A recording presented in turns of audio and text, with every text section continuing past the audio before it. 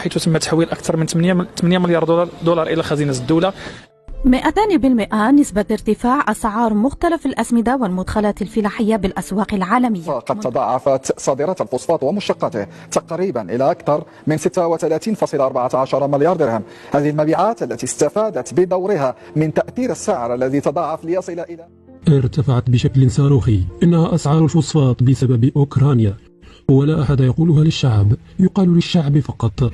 الغالب الله. تضاعف السعر وتضاعف الطلب والإنتاج، ربح مضاعف أضعافا مضاعفة. فإن المكتب الشريف للفوسفات انطلاقا من أدائه القوي مع زيادة رقم معاملاته بنسبة 77% يعتزم زيادة حجم إنتاجه بنحو 10% في هذه السنة من أجل الرفع من الأرباح وزيادة المكاسب في السوق العالمية. ويتعلق الأمر بفرصة حقيقية يجب اغتنامها، خاصة مع العقوبات الاقتصادية المفروضة على روسيا أحد أكبر مصدري الأسمدة بالعالم.